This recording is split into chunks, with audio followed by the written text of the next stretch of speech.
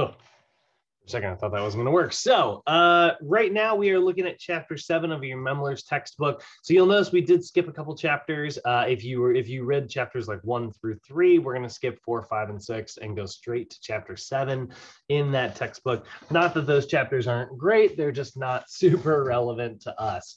The reason we want to kind of get into the skeletal system is because this is one of the key systems related to our kinetic chain. That's a really big part of us understanding our anatomy and physiology, right? So when I say the kinetic chain, what I mean is I'm talking about the human movement system, right? And we'll see a big emphasis on that in tomorrow's lesson. But you know, we think about like your digestive system, right? Like it's responsible. It's all these organs that kind of work together to process like proteins, fats, carbs, vitamins, and minerals, right? And absorb some water and stuff.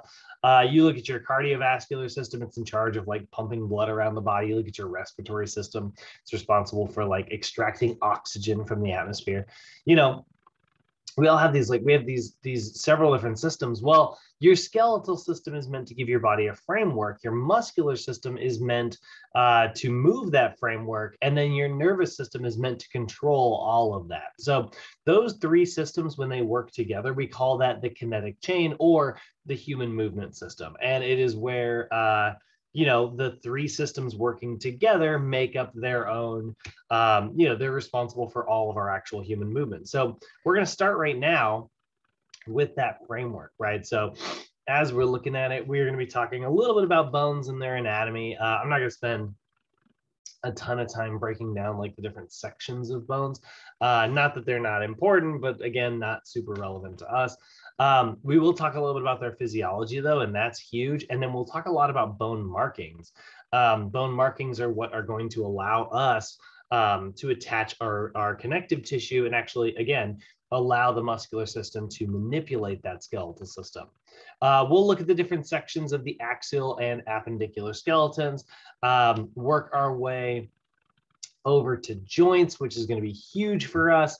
We're going to spend a lot of time understanding like the different types of joints and how they work and operate inside the body. And then when it comes to aging and some of the like common disorders that come along with bones, we're not going to talk too much about any of that. Again, that's a very like medical based side of things. So your skeletal system, by definition, if we're talking about like the anatomy that's going to comprise your skeletal system, it's going to be your bones, it's your joints, and your connective tissue. Like rather than just thinking of your skeletal system as bones, we also want to think of it, we want to understand the anatomy of our joints, which, yeah, that's just the ends of our bones that are shaped a very specific way. Like if you look at like, you know, you look at like the joints in between your bones, you know, we are just going to kind of pay attention to some of these special shapes here, right? Like, great, that's the smallest division in the world. There we go. You see here, right, like this shape right here in your knee joint allows it to do a very good job of like hinging back and forth, right? That's kind of what that shape of that joint sort of specializes in. And then you get your patella right here at your actual kneecap. It doesn't have like a direct connection to this bone right here, right? Like it actually slides up and down it. It's what's known as a sesamoid bone, where it actually kind of floats within the joint, even though it's not necessarily like directly connected. So that shape is really important because it allows us to move effectively, right? You can see over here, we've got these sort of immovable joints in your cranium. They are actually a joint, you know, like they certainly are, but they're not really meant to move. So normally we associate joints with movements, but obviously we have specific ones that's really not what they are designed to do. So again, another example of like form following function, but we are seeing these very specific shapes for our joints and stuff. So it is made of your bones, but we also need to understand our joints, and we also need to understand our supporting connective tissue. The connective tissue is how you're going to keep everything connected to your body. So for instance, one of the fun little facts that I got for you today, take a look right here. You got this entire section of your arm, right? The only thing that's actually holding your entire arm onto the like rest of your body is this little joint right here, this little itty bitty joint at your collarbone where it attaches to your sternum. We call that your SC joint, your sternoclavicular joint. And that's literally the only bone-on-bone contact that you've got. The rest of it is actually floating there, and it's held with connective tissue. So it's a soft connection.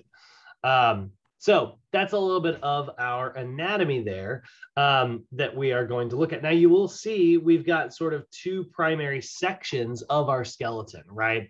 You can kind of see that here in this picture. You can see the yellow or beige section, I don't know. Right here in the middle, that's going to be like the skull, the vertebra, and the rib cage, right? This middle section here is called the axial skeleton.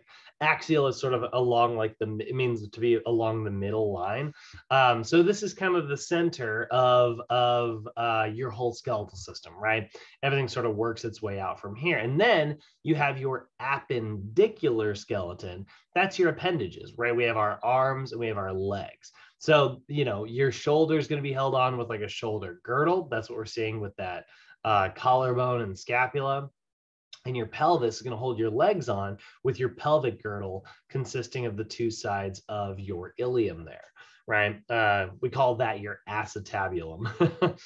And so like those are the two sort of primary sections of our skeleton. And, you know, this is where all human movement takes place. Like we can't understand human movement effectively if we don't, understand the anatomy of our bones. So the skeletal system is, you know, not just bones, but it is also joints, and it is all connective tissue, all working together to manipulate and move in a very specific way. So let's go ahead and zoom in on just bones for right now. So your bones are the hard tissue, right? They're the hard tissue. They're acting as the framework of your body. Their job is to like protect any of the delicate structures in your body. A good example of that is like your brain. An even better example of that is your spinal cord. If you actually look at your spinal cord or your spinal canal here, it's kind of interesting, right? You'll actually see it is this big long cord that runs all the way from your brain down to the rest of your body, right? So this cord runs directly through you. We need to make sure that we don't get that signal interrupted, you know, just like, honestly, just like a wire in your house, you know, we need to make sure that like, you know, rats aren't chewing on the wires and like interrupting the signal. So we have this like hard bone tissue that surrounds that spinal canal and goes all the way down. But obviously, you know, our spinal, and so it runs through these little holes right here. But obviously we need our nerves to be able to reach out and interact with like our entire body, right? So it needs to be able to spread out from there. And so you'll have these little junctions that like split off from each and every one of your spinal discs. So if we get to a place where, you know, the spinal column is narrowing because maybe there's like calcium being built up in there, or maybe we get like a herniation in these little like soft tissue discs that keep your discs apart, we might end up with like signal problems. And so you might get like aches or pains and, you know, lack of coordination and a lot of like back problems and stuff. So they're definitely protecting a lot of delicate structures. They're also storing calcium. I mean, obviously, when we think of bones, we think of like calcium. I mean, we all kind of, I imagine most of us grew up seeing those ads where it was like, hey, drink a lot of milk, you know, like it's good for your bones, you know, got milk and all that. And so when we look at like the leftover sections of like skeletons, you know, yeah, I always picture like cartoons, you know how there's always like a skeleton like in like a desert. What's interesting about this is like the skeletons that we're seeing, this is all the leftover calcium. That for the most part is all that we are seeing, right? There's maybe a little bit of like phosphorus and stuff there, but we're seeing just like, you know, straight up like calcium that's left over. Those are all that's all the inorganic rock stuff that sort of makes up our body. You know, that also like runs through our body and stuff. But your bones are actually made up of a whole bunch of stuff. You know, there's actually a lot of like collagen and proteins in there. Those things are going to dissolve pretty quickly over time.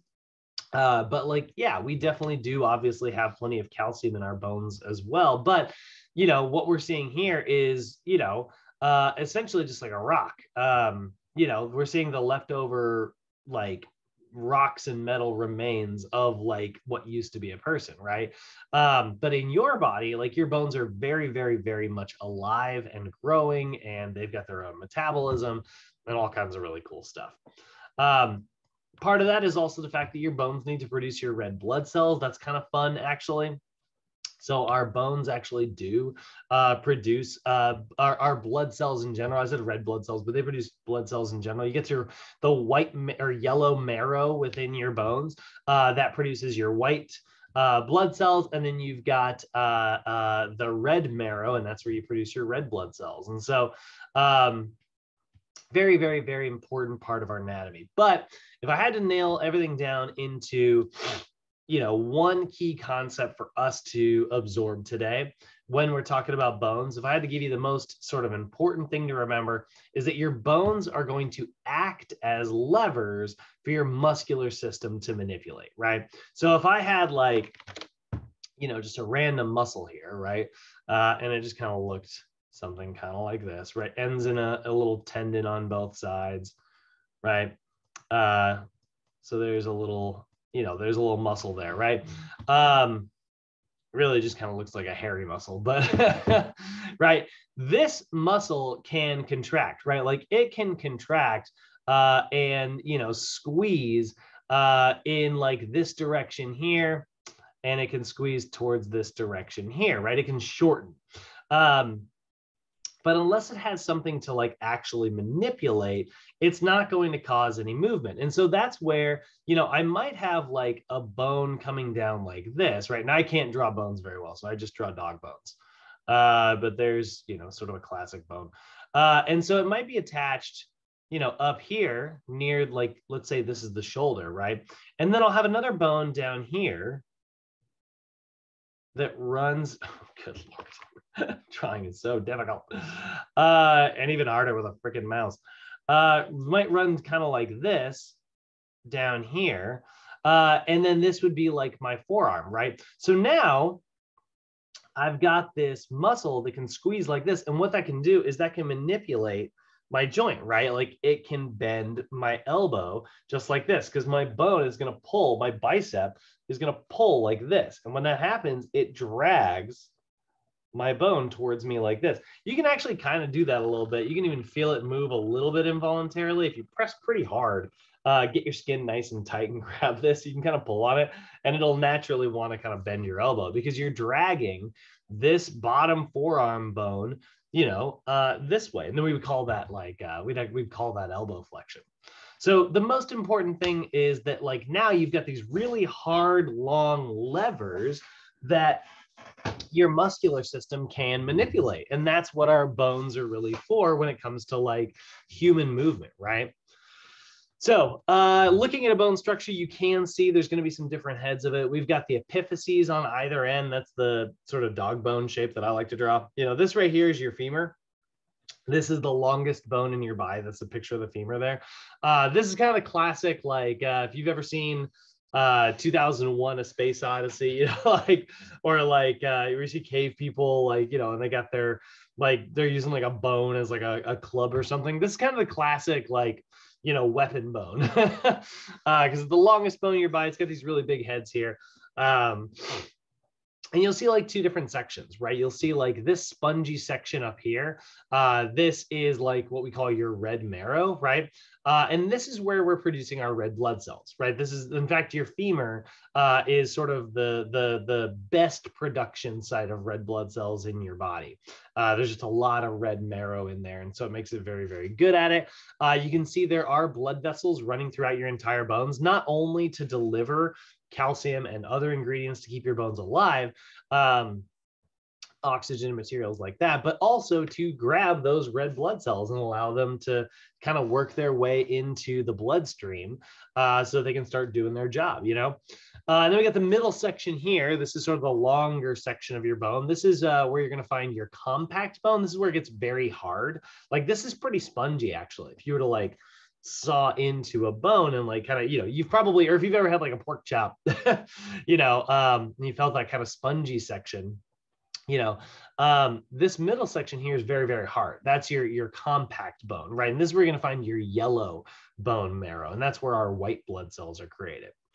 So when we're looking at bone tissue, what's really cool is you can see it's actually going to shape itself in these little rings right here, right? These little rings are called lacunae, and they're arranged that way, kind of similar to like a tree. You know, like, you know how to tell how old a tree is? You chop it and then you look at the, you're like 1, 2, 3, 4, you know, you count the rings, it'll tell you how old it is. You can't quite do that with a human, you know, it doesn't quite work that way. But the reason they're arranged in like that sort of circular pattern is it actually allows your bones to resist what we call like a torsion fracture, where like if your bones are twisting a little bit, which they kind of need to be able to do, they're not just going to straight up like break, you know, they can have like a little bit of twist and a little bit of give to them. Obviously, if you take it too far, you know, it's hard tissue, but that's actually a really effective way to make sure that like when they're all stacked together, they're not just like fracturing all the time. You know, like if you had the strength to do it with like if you had a grip strong enough, which would be pretty freaking difficult, you could take like a pencil, right, and twist it in both directions. The wood fibers making up that pencil aren't really going to be able to keep up with that. It's just going to fracture if you just go this way, you know, and just kind of probably snap in half.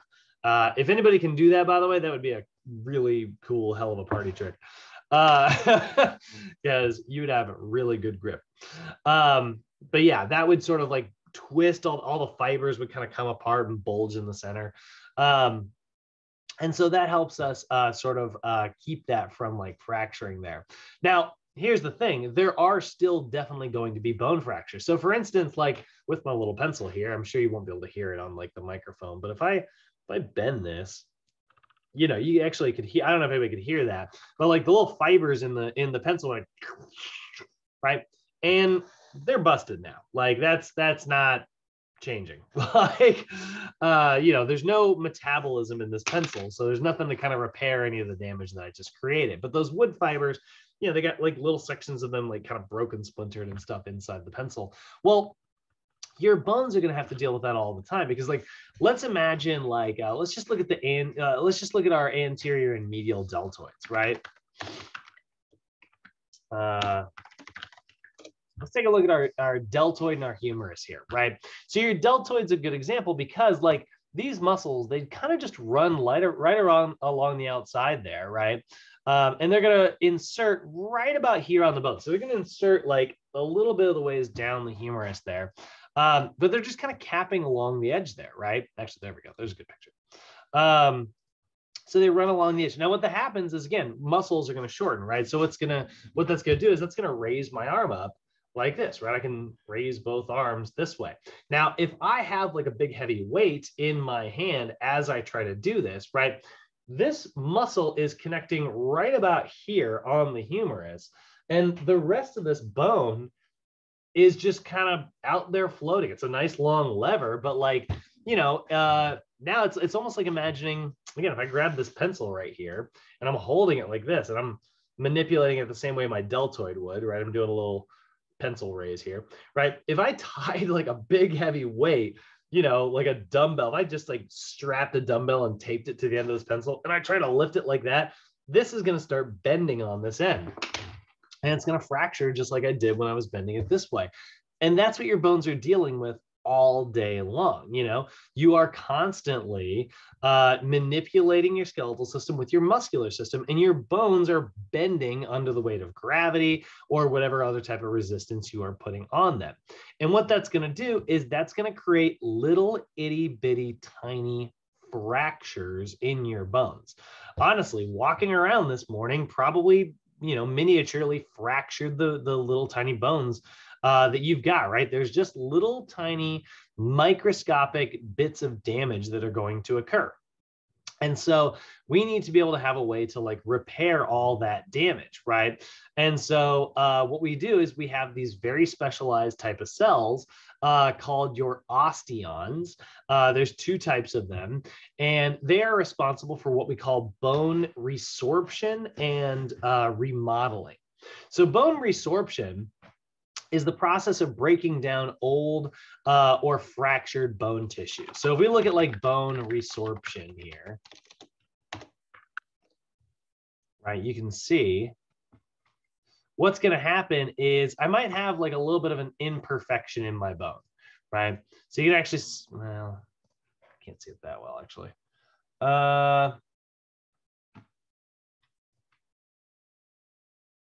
That kind of works. So what's going to happen is you can see they took a big bite out of this bone here. So what's going to happen is, like, let's say I have like a little microscopic fracture on this section of the bone. Not enough for me to feel really, you know, I'm not going to be able to tell that I've got this problem, but like my, you know, I did like a really hard workout and my bones are, you know, just a little bit damaged from that workout, right? Just like my muscles are probably very damaged from that workout. So what's going to happen is these little osteoclasts, right? These little osteoclasts are these specialized cells that go and eat bone tissue. What they do is they excrete this like enzyme that actually dissolves your bone tissue. And so what they'll do is they'll kind of come along and they'll kind of shave off any imperfections. Anybody in here who's ever done any woodworking, you know, whenever you have like an imperfection in like a piece of furniture or wood or something, you take a sand, you know, you sand it down and get it nice and smooth, right? And then you put like a new layer of paint or stain or whatever over top of it, right? Well, that's kind of what's going on here, right? Your osteoclasts are coming along and they're kind of shaving off any of the imperfections in our bones. So osteoclasts are your bone breaker downers, right? Their job is to kind of resorb all that old bone tissue. Now that may sound like a problem, you know, it's like, well, now I've got less bone tissue, which means I'm probably much more fragile and more frail, right? Yeah, you would be if it wasn't for the fact that after osteoclasts are done, these second little cells called osteoblasts are going to come along and they're going to build up new bone tissue. So what they're going to do is they're going to kind of spit up this this kind of glue-like structure filled with like all these like mineral attracting enzymes, right? So they're basically going to lay down this like collagen, calcium attracting substance, and then any calcium that got, you know, eaten up and spit out by the osteoclasts is just kind of floating around, right? It gets reattracted back down to the bone and it lays back down. Meanwhile, you've been eating a diet rich in calcium and other minerals and healthy foods and stuff, hopefully getting enough protein in your diet. All that's in there. So now we got a little bit of extra calcium laying around. So you know what your body does? Your body goes, well, I mean, if this got damaged and, you know, got broken down, then what I should do is I should make it stronger and more resistant to damage in the future so that it doesn't get broken down again, right? So then what happens is extra calcium gets laid down and suddenly the density of your bones has increased. You know, it's like we spent a little bit of money by exercising and, you know, put some money in the bank as a sort of an investment, and it turned around and made, you know, new, stronger bone tissue in the end. So your osteoclasts break things down and then release the ingredients that were imperfect, but now they're just ingredients, right? And then the osteoblasts come along and they use those ingredients to lay down stronger, more effective bone tissue. So this is one of the ways that we increase the density of our bones. So if you look right here, this bone, this is kind of what your bones actually look like when you zoom in. They're very holy. They're very porous, right? They're arranged in those little rings. And then like, there's a lot of little like, you know, holes within them. Now, if those holes get too wide and there's just not as much bone tissue because maybe your osteoblasts didn't have any reason to build up that bone tissue, or maybe for some reason your osteoclasts are a little bit overly active. Well, what's going to happen is you're going to end up with a condition called osteoporosis. And that's where you have an increased porosity in your bones. There's literally bigger holes than there should be. Whereas over here, we've got really strong, very dense bone, right? And that's why exercise is so very good for us and our skeletal system. Not only does it burn lots of calories, keep our heart nice and healthy, you know, help with your brain function even. Not only does it do all of that, but it literally increases the density of our skeletal system, which means we're going to be, you know, stronger and more resistant to damage in the future.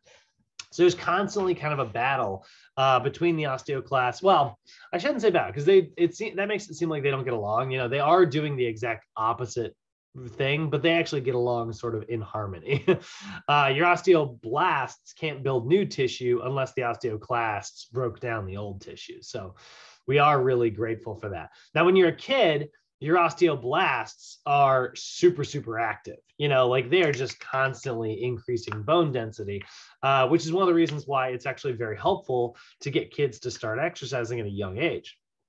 They can increase their bone density and help with like growth, right? And as we are seniors, our osteoclasts actually become a little bit more active. And your body's like, well, we're not using this bone tissue, so, we can get rid of it, right? Again, not to quote the 40-year-old virgin too often, but if you don't use it, you lose it. That's sort of the body's approach to anatomy, or to our anatomy, I should say. One of the biggest things that we can do, for keeping our bones nice and healthy as seniors is also remain physically active, because that's going to send the signal to our body saying like, hey, like I need this bone tissue. I need you to repair any of this damage that I'm making. And your bones go, oh, well, I guess we're still using this stuff, right? And so it keeps it around. No budget cuts as long as we exercise regularly. So I do want to show you a little video here that is going to kind of break down how this whole bone resorption process works. And this is going to talk a little bit about like how to make like a nice healthy bone here. So let me share the sound. And we're going to get a little TED Talk going. You might believe that drinking milk with all its calcium and vitamin D is the one thing you need for strong and healthy bones. And it's a really nice message that's sold a lot of milk over the years. But it's just not scientifically accurate. When we focus on milk, we lose the bigger picture of bone health. So let's start at the beginning. Adults have 206 bones that form the main part of the skeletal system. They're the support structure or cage that protects our organs. But they do so much more. They work with our muscles to move our bodies, they store important minerals, they produce hormones, and they even make our blood. Many people think of a Halloween skeleton when they imagine bone, but that only gives us a one-dimensional view. Bone actually has 3 layers. On the outside, there's the periosteum, a tough membrane that covers and protects. Next, there's a thick layer of compact bone, the white, hard, smooth part that most people are familiar with. But inside, there is spongy or trabecular bone and an inner core filled with bone marrow, which contains stem cells that make blood and are constantly dividing. Most people understand that our bones grow when we're kids and adolescents. We reach our peak bone mass in our 20s. What many people don't know is even after we stop growing, we are constantly removing old bone and replacing it with new. One estimate is enough bone is removed and replaced that a new skeleton is made every 10 years. After we reach our peak bone mass, bone removal starts to outpace replacement. This can eventually affect the integrity of the bone and lowers the bone mass or the amount of bone that we have. The bone disease osteoporosis is an extreme version of this process. Bone loss outpaces replacement. And combined with other changes, this can lead to so much fragility that even small bumps or falls can create fractures. Another cool fact about bones is they store calcium. So if intake is low, meaning not enough in our diet, the body draws calcium from the bone. This can also contribute to bone loss. So we need enough dietary calcium to maintain our bone. Vitamin D fits into the picture because it helps our body absorb calcium. When we think of calcium and vitamin D, many of us picture a frosty glass of milk. Milk is not the only good source of calcium out there. Humans are creative omnivores. We can get calcium from a lot of other sources, yogurt and cheese, for example. But also look for leafy greens like spinach and kale, cruciferous vegetables like broccoli and cabbage, and proteins like tofu, nuts, beans, eggs, and fish. Fortified cereals and orange juice are also good too, and chia seeds. And vitamin D is plentiful in fatty fishes, and our skin makes it from the sun. However, some people may need supplements, Another important factor for bone health is exercise. Mechanical loading stimulates the cells that build bone, and muscles pulling on the bone may do this as well. In fact, any activity that puts stress on your bones, like walking, jogging, dancing, racket sports, even strength training, like doing weights, stimulates extra deposits of calcium and growth of new bone. In addition, stronger muscles can help with balance. And one of the best ways to prevent a hip fracture? Reducing falls with better balance. If milk is your thing, that's completely okay. But don't forget that bone health is so much more than just milk. So I've got my... She said, and even weightlifting. I would argue that especially weightlifting, the amount of bone density that they've seen in like experienced weightlifters is much, much higher than those found in like most other types of athletic sports. But particularly there is something about weight-bearing exercise. Like there is something special. We don't fully understand why, but there is something special about like using gravity as the resistance when it comes to keeping bone density. So lifting weights is really good.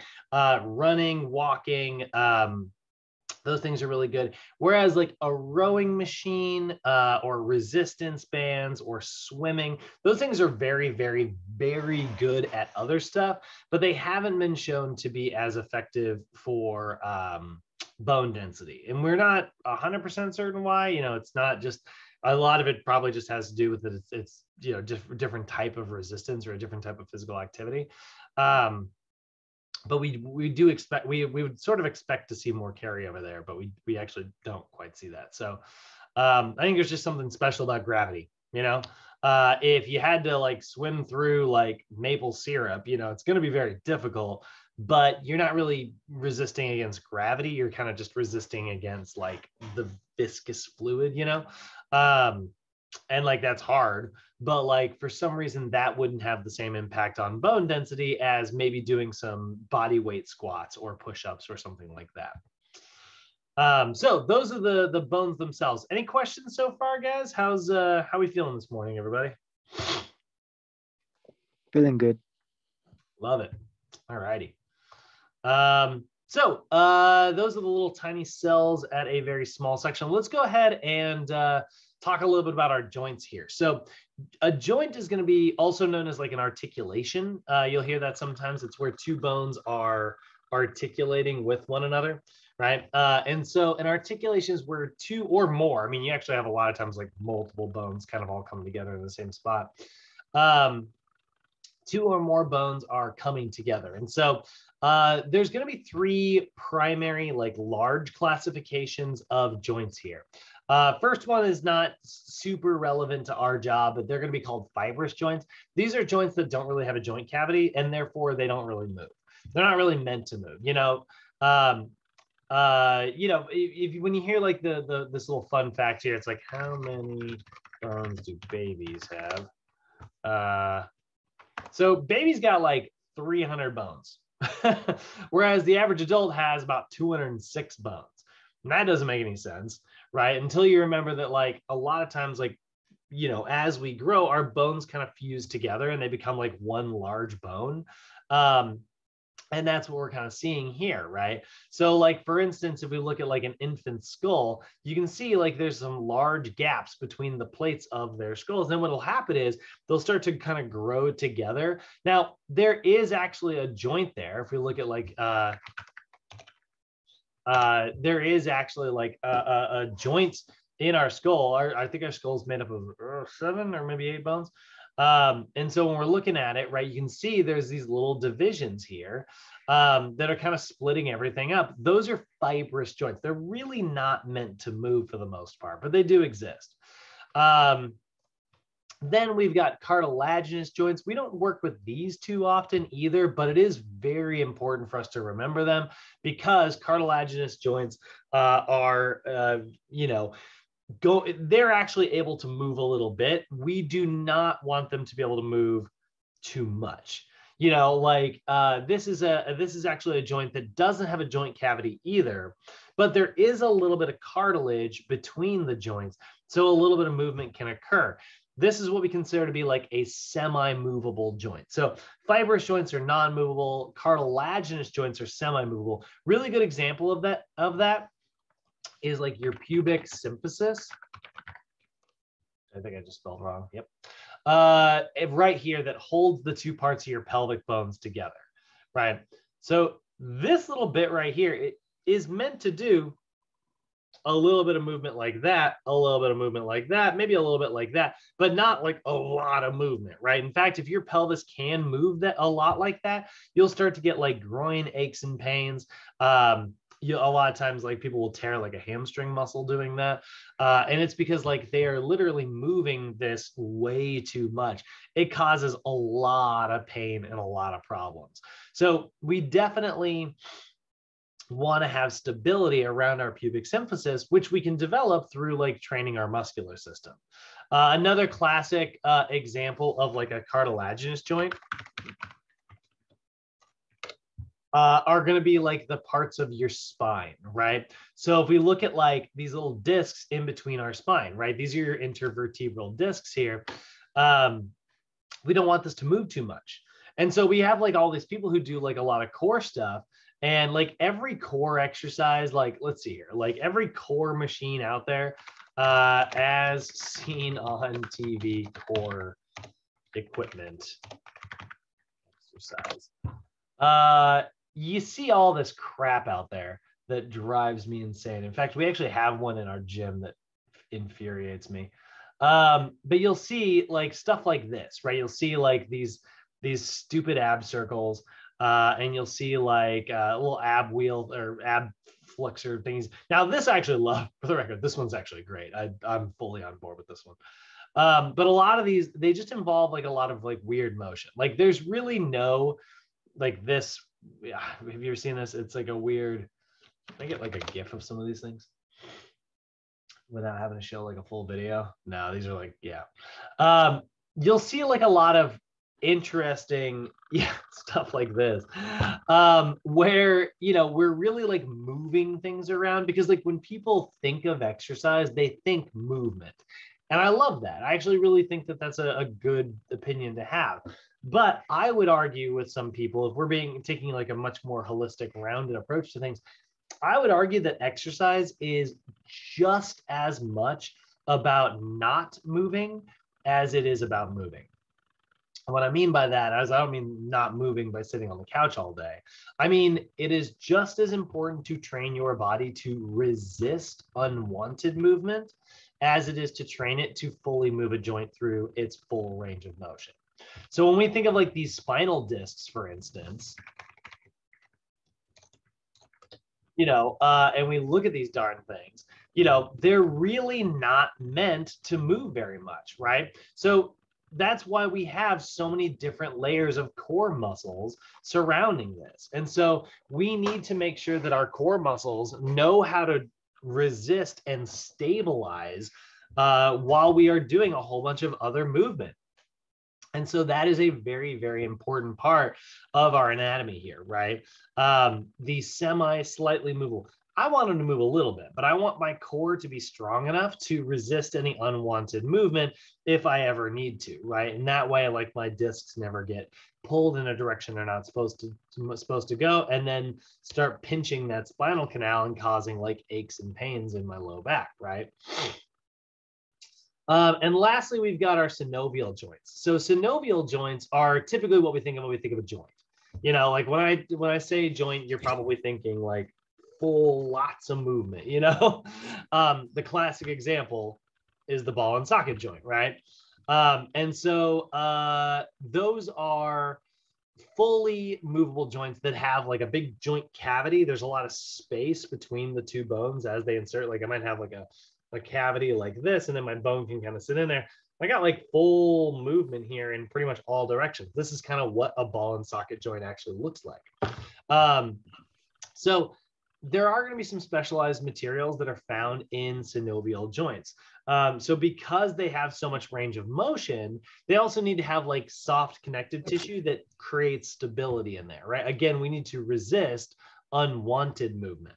So we're going to find ligaments inside of our joints, right? Ligaments are going to attach our bones to our bones and still allow them to sort of move around. So when we look at like, we'll look at the shoulder joint.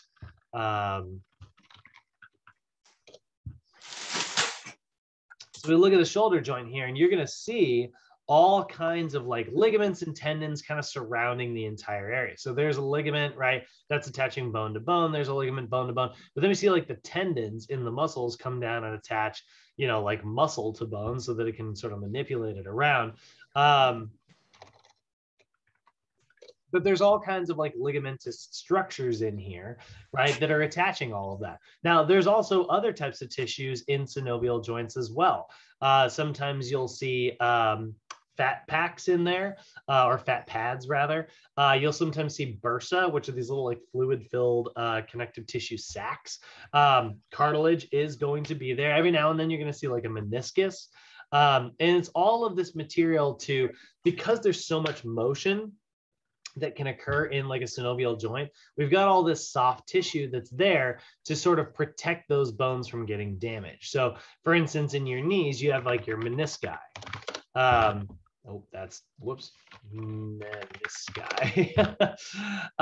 And so like they're these little like C-shaped pieces of connective tissue, right? Meanwhile, this is all capped in cartilage on both sides as well. And then there you can actually start to see like there's that's your ACL ligament, right? So yeah, lots of soft tissue found in our synovial joints, right? So there's the ligaments attaching bone to bone. There's the capsule, the space between the bones, right, with some cartilage on both sides.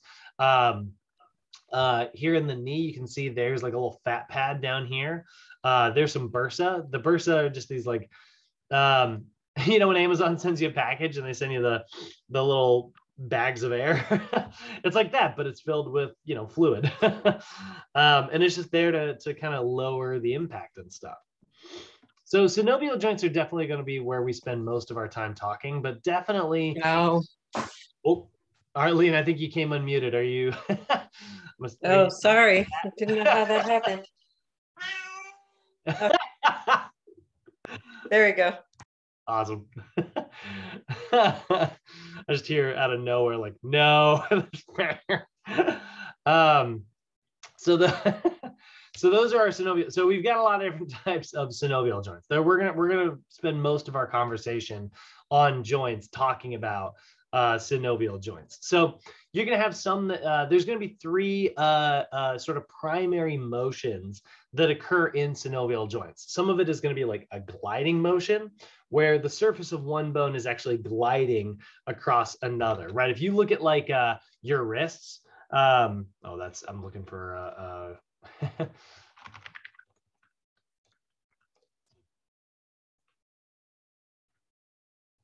So when you look at like all the little tiny bones in your wrist, these are called your carpals, right? And they are little cube-shaped bones, okay? And so all those little cube-shaped bones, they need to be able, like if I'm doing all this kind of like range of motion stuff, they need to be able to kind of slide off one another like this, right? So that's called a gliding joint, or sometimes it's called like a plane joint, P-L-A-N-E. Like if you've ever used like a planer, in like woodworking or something. So it needs to be able to kind of glide from one spot to another. Now we have sort of the classic example of like a joint that it's the one that I tend to think of in my head. I don't know about you guys, but we've got a hinge joint, right? Hinge joints make like hinging actions, right? So if I have like one surface of a bone here, right? And then I hinged along it like this, right? That is a hinging action. Your elbow, your knee, perfect examples of that, right? And then lastly, we've got pivoting actions. And so pivot joints or like pivot action is where you might have like one bone kind of grouped up like this, and then the other one within it can actually kind of spin around, right? So going to like your elbow, being able to like pronate and supinate, let's take a look at that here. You know, if I take my hand and I go palm up, that's called supinate. And if I face it palm down, that's called pronating. And it's literally where the bones actually twist along one another, right? So when you look at like this bone right here, it's a little circle at the top, it needs to be able to pivot and swing around the other bone so they can create this kind of, you know, folding action there. They're pivoting, right? Kind of like in, you know, basketball, you're trying to get around the guy, right? So that pivot action is going to be very common in our vertebrae. It's going to be very common in our elbows and places like that. So those are the three main joint actions. And then we've got a couple different types of special joints in the body, right? So these are going to use those joint actions, these three other types that we're going to see. One of them is like condyloid joints. Condyloid joints actually allow movement in two different directions. So if we look at a condyloid joint here, it's going to look something kind of like this. Your ankle is a really good example of that.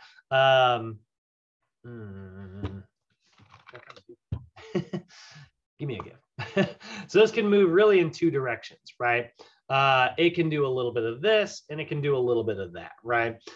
Wrist is a good example. Ankle is a really good example. Whereas like a hinge joint can really only move in one direction, right? It's not really meant to move anywhere else. And there's that pivot joint. Man, I should have done this. This is great. These gifts make my life way easier. So there's our pivot action. There's our condyloid action, right? You've also got a saddle joint. Man, saddle joints are really cool. You've only got one of them. Well, you got technically two of them because you got a left and a right thumb. So a saddle joint looks like it kind of looks like the saddle of a horse. It can do a little bit of like rotational movement, but it's not super great at rotational movement. It's not like a ball and socket joint, which is why if you try to take your thumb in a full circle, you'll feel it kind of like snap as it gets to like one part where it's like, and it kind of speeds to the next part. That's because of the very weird shape of a saddle joint. So you got two of them. And that, I mean, that's a big part of our anatomy, by the way. Like our thumbs are very, you know, one of the things that kind of set us apart. And then we got ball and socket joints. Ball and socket joint is sort of a combination of everything. This is where it's literally just like a socket there, and it can go in that direction, that direction, that direction. It can spin. It can do everything all the other joints could do, right? So literally all of them. And that is going to be the two most mobile joints in your body. That's your shoulder joint and your hip joint, right? Both of those are ball and socket joints, which is great. But remember what I said a minute ago, right? With increased mobility comes decreased stability. And I think a lot of people train to like get very mobile, and like they're always working on flexibility. They're trying to like, you know, move through ranges of motion and stuff. Or maybe they like work a job and they get used to like specific movements and specific actions. But what they don't train for is stabilizing those joints. Again, it is just as much, when it comes to exercise, it is just as much about resisting unwanted movement as it is about producing wanted movement, you know? So like if I can move my shoulder through a full range of motion, that's great. But if I can't stabilize while I do it, eventually I might move the wrong way and tear soft connective tissue or muscular tissue. And that's how we end up with like torn rotator cuffs. You know, I've had so many clients come to me and they'll have like rotator cuff problems. And it's like, oh, how'd that happen? And they're like, well, yeah. And it's always a story like this, where it's like, it's not like, oh, I was doing like a clean and jerk in the gym, or it's not like, you know, I was playing sports. It wasn't that. It was like, oh, I was like driving and my sweatshirt was in the back seat. And so I was like reaching back, and then all of a sudden I just felt this pop in my shoulder. It's always some story like that. I was gardening. Gardening will kill your clients, by the way. Like, I know it's a weird ass sentence to say, but trust me, you're gonna be working and like the first 6 months of your job, you're gonna be like, how'd you get hurt? Gardening. How'd you get hurt? Gardening. Like everybody. Like, I swear, plants are trying to assassinate us. My mom has hurt herself gardening so many times. Anyway, that's mostly like back problems. People pull with their back. That's why they do it. They're like weeding and they're like, and then they arch their back and they get hurt. So those are our main types of joint movements and motions that are going to occur, right? Now, last thing that we've got to talk about are the actual movements of our joints. So this is like personal training 101. Understanding these movements is going to be super key because like we want to understand like what muscles are doing what movements, right? So for instance, let's see here. Who can I pick on? Let's go with Chris. I think you've been here the longest. So I think you're my latest mod student. So Chris, I'm going to pick on you for 1 second. Where would you put a squat if you were doing like a push-pull routine? So you're doing a push-pull routine, where would you place the squat? Let's see if we can get this here. Chris, you with us? All right. Somebody else, anybody else? I'm not sure we still got him. Where would you put a squat on a push-pull routine? I mean, obviously everybody always does like push-pull legs, right? That's kind of a classic. But if you had a 2-day split, and you got to split between like pushing and pulling, where would you put the squat? I would say either adduction or flexion. Pretty good. So it's not quite flexion. It's going to be extension, right? Damn. Yeah, you got it backwards, which is good. No, dude, if you're going to get something, getting it backwards is the best way to goof it because you got the concept, you just got to flip it. Got it. So here's extension, right? If I go down I have to go into flexion. And the other thing, Simon, the only reason you're thinking of that is because you do have to sit into flexion when you're going into a squat. So like I'm sitting into flexion, right? But in order to like label it as I come out, we always label the concentric part. We always label the part as we're shortening the muscle, not as we're lengthening it. So when I go down, my glutes being pulled apart is lengthening, right? So this is the flexion, right? But as I come out of it, that right there is the extension, right? So I would say that like that right there, that's hip extension. Sitting into it is hip flexion. So let's say I got a client who has like a really bad Instagram booty, right? They got like that super intense like low back arch that's like way more than we want them to have, right? They're just curving their low back like crazy. Well, what I need to focus on is I need to get them back to neutral, right? The way I'm going to do that is by getting better at extending the hip, right? Whereas if I have a client with like old man butt, right, they got like this problem going on where like they're completely like tucked, they got like a flat spine there, right? This person needs more hip flexion actually so they can pull it down and get back to a neutral spine. So we need to understand these kind of key movements here. Now, I'm not going to do the best job of teaching these movements today because it's not really the focus of this lesson, but this is how we want to start thinking about like our joint motions, right? So we're going to have an opposite for every one of these, right? So in the sagittal plane, remember we talked about our planes of motion a couple of days ago, right? Anything that's front to back, if I am decreasing the angle of the joint, that's going to be called flexion. So like, let's use the elbow as an example, right? My elbow is at 90 degrees right now.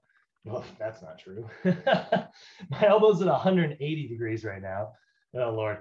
So it's at 180 degrees. So if I decrease the angle and I take it to here, that's 90. If I take it to here, that's 45, right? So the angle's going down. I am moving in the sagittal plane. That's front to back, right? So this is elbow, because that's the joint I'm talking about, flexion. Whereas this would be elbow extension. So if I'm increasing the angle, that's extension. If I'm decreasing the angle, that's flexion. And so now we look at like what a squat is, right? We would say, we would label the squat after its shortening action. And so we would say that the squat is triple extension. And it's extension because my glute is increasing the angle, right? I'm going from, let's say I just get down to parallel here, right?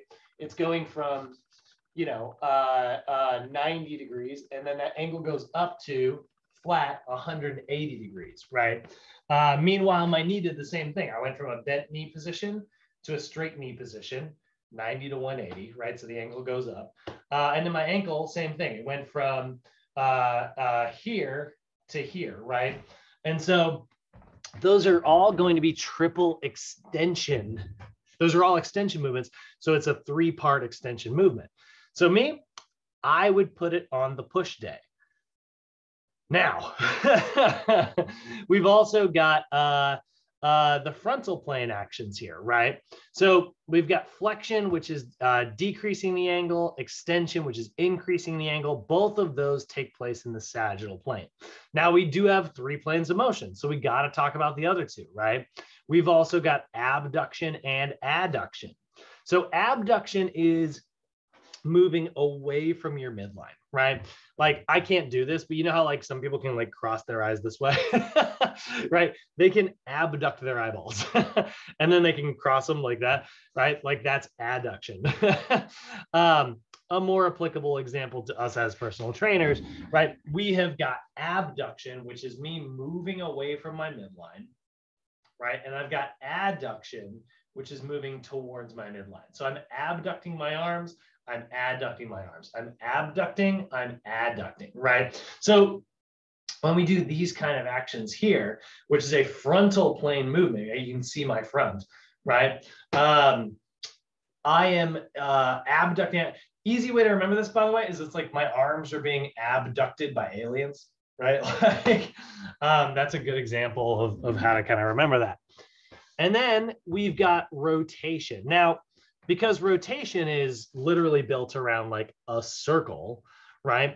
Well, we're either going to have circling towards our midline or we're going to have circling away from our midline.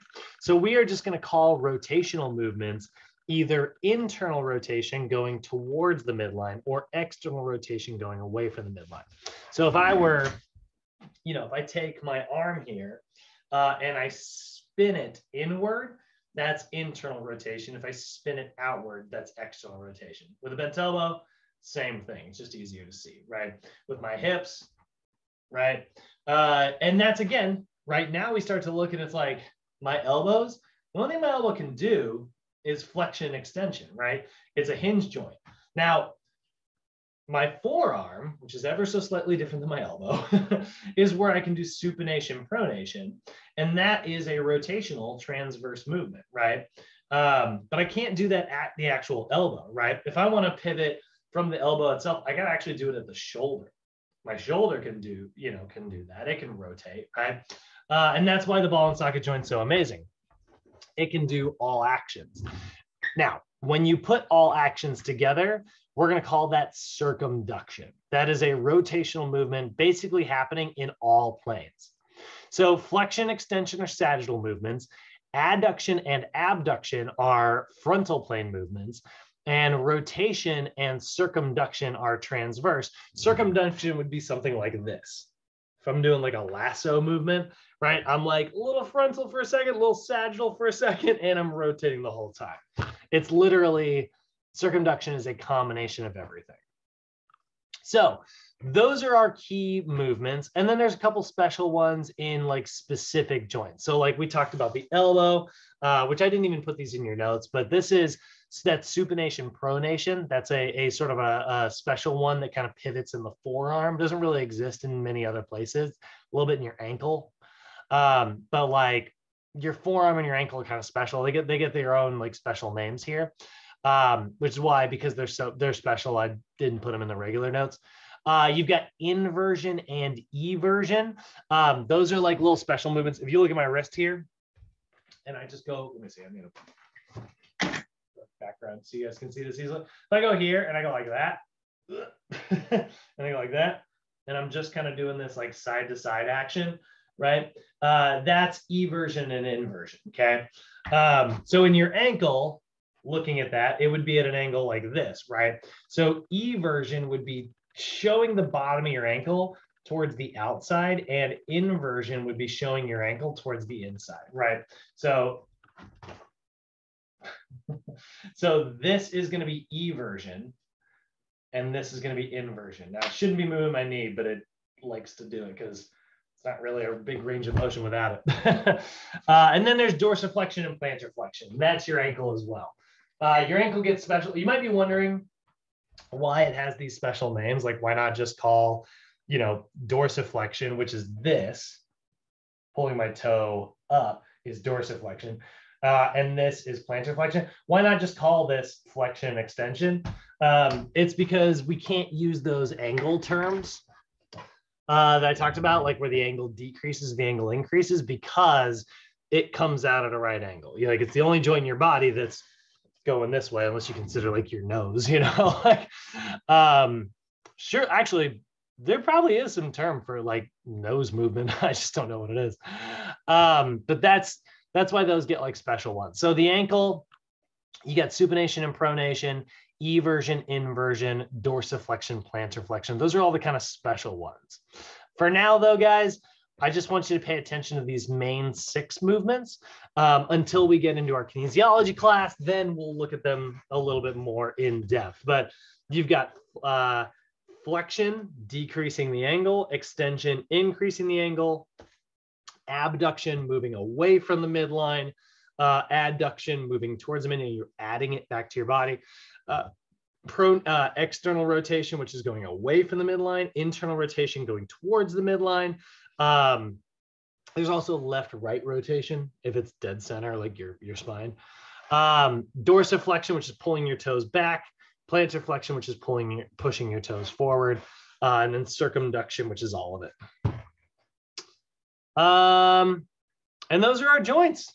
Any questions on that, guys? Feeling pretty good about those joint motions?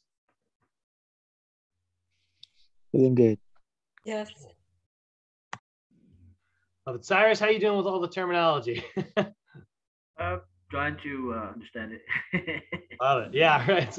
It's a real truckload in the first couple of days here. All right. So we're getting into one of my favorite parts here. Let's talk about the muscular system. So our muscular system is obviously hugely important if we're talking about like, training people, right? So we're going to be talking about the different types of muscle. I'll move through that pretty quick. Then we'll get into the different layers of muscle. That's actually a very important section because understanding the physiology of that is huge. Then we'll get into like our muscle movement mechanics, where we look at like their attachment sites, how they're working with levers in the bones, agonist, antagonist relationships. I would argue that's the most important thing in muscles today. If you really get like one thing, I would say understanding the relationship between like an agonist and an antagonist is probably the most important. And then we're not really going to spend much time talking about like what happens as we get older, any of the disorders associated with that. Again, it's very medical, and that's just not quite our thing. Oh, and then muscle groups, actually, you would think that'd be really relevant, but the way they break it down in this PowerPoint is not. So we actually aren't going to do muscle groups either. We'll absolutely do that in later classes though. So your muscular system, so you're, similar to your skeletal system. Your skeletal system was a bunch of bones, joints, and connective tissue all coming together, right? Well, your muscular system is a series of muscles and tendons, that's connective tissue, that is responsible for producing movement. And that's what's so cool, right? Remember yesterday I said like, when we're looking at a classic animal cell, we don't really have any cells that actually look like that. Like this is just kind of your classic basic biology cell here, but none of the cells in your body look like this because every cell in your body has like a job. It has to do something. So because it has to do something, it has to look special. If we look at like osteons, they look like this. They're these like big old flat, things. And then like they got these like these are actually like little nuclei in there that makes them really good at growing. They kind of act like a stem cell actually. And so you can actually see like it makes them really good at like, growing in these like kind of disc shapes, and they can lay flat, my dad used to do this trick. When he would need to get something like perfectly level. My dad's a furniture mover, so like he would often help people put together like, their pool tables and stuff after moving them across the country. And when you're leveling out like a pool table, it's made out of like slate, like it's made out of freaking stone, 3 pieces of it, and you got to make sure there's no like gaps between those stones, otherwise like the freaking balls would skip over it and it would wear out the felt and all kinds of problems. And it's crazy how specific you have to be when you're trying to level that stuff out. My dad would use a deck of cards. He would take like a card and he'd like put it under, and then that would raise it up just a little bit, and he'd use it. And I was always like, why cards? And he's like, well, they're already very compressed, and so they can't really compress anymore. And so you just adjust with little tiny minor adjustments until it gets like perfectly flat. And I was like, that's freaking cool to know. That's kind of how your bone cells are, you know, like they got to be shaped that way. None of your cells actually look like this, but all of your cells have all of these working pieces and more. And it's the and more that we're really going to be spending a lot of time talking about with muscle cells today. So your muscle cells are going to have a lot of what we call striations in them if we're talking about like heavy contractors. Now you do have smooth muscle. There's sort of 3 muscle types in your body. We got smooth muscle over here. Smooth muscle is going to be the muscle found in like your blood vessels. They're going to be the type of muscles that are found in like your respiratory system. And it's going to be the type of muscles that are found in most of your organs internally. Now that needs to be able to contract, but like it doesn't need to be able to pick up a dumbbell. You know, like for instance, when you swallow food, you can feel like the little contractions travel down, right? And your esophagus is like, it's just kind of squeezing that food in a direction and kind of pushing it along the way, right? That's smooth muscle. I'm not lifting, you know, I'm not deadlifting with that smooth muscle, you know? It's not very strong and it's always involuntary. You don't really have any control over smooth muscle. And then you got cardiac muscle, where now take a look at the cardiac muscle. You can see it's got all these little striations in it, right? And those striations are actually what allow contractions to take place. So your cardiac muscle can squeeze a lot harder than your smooth muscle can because it is pumping blood throughout your entire body. And then you'll see these like kind of interesting little things here. Those are called your intercalated discs. We'll talk about those when we get to the heart. But that actually allows electricity to, you know, spread throughout your cardiac muscle. This is also very, very, very tightly packed, which we don't see in skeletal muscle. But the main muscle you're probably thinking of, you say muscle, we're thinking of like, you know, our biceps, our triceps, our glutes, our quads, our hamstrings, right? We're thinking of all of the like muscle that we use to kind of move us around. This is very voluntary muscle. This is your skeletal muscle. We call it that because what does it do? It manipulates your skeleton, right? So skeletal muscle is going to do a couple different things in the body, right? It's going to help move your skeleton. That's the main thing. It's going to maintain your posture. Posture, we're going to sort of retool that from the idea of like, oh, that's standing upright. We're going to retool that and say that posture is your base. It's your base alignment from which you're going to produce any movement, right? So we want it to be in like a neutral position, right? Yeah, a lot of times standing upright is pretty effective because most people collapse their shoulders. So when they stand up, generally they're going to pull their shoulders back as well. And that neutral pulling back position now allows me to have a full shoulder range of motion. Whereas if I go like this, I can't, look it out. That's as high as I can raise my arm, right? But if I go back here, it goes all the way back. So that's proper posture. That's proper alignment, right? It's the alignment of the skeletal system. Your muscles are going to be responsible for that because your bones don't move on their own. They need to be pulled by the muscles. And then they also generate heat. If you ever get too cold, you start shivering and stuff. So let's take a look at their structure here, right? So what's really cool about muscles is like now we already understand that like we're going to need to have an arrangement necessary to create contraction so we can take a muscle and shorten it, right? And that's where this sort of bundling alignment comes from. So at the very small section, at the lowest level, right? When we look at an individual muscle cell, we're going to call that a muscle fiber, okay? It gets a little special name because it's got little proteins in it, little fibers in it that allow it to contract. Most other tissues in the body don't have those, right? So muscle fibers is an individual muscle cell. Okay. And then what's going to happen is you're going to group that muscle cell up with a whole bunch of other ones, right? Picture like, you know, if you're doing a tug of war, right? It's going to be much more effective to have like a couple guys all working together rather than like just one big strong dude, you know? So that's why we have like a bundling of muscle fibers together, right? And then if I was trying to like, let's say you're trying to drag like a freaking, I don't know, like a ship out of the water, you know, like used to have to do back in the day before they had like machines and stuff. So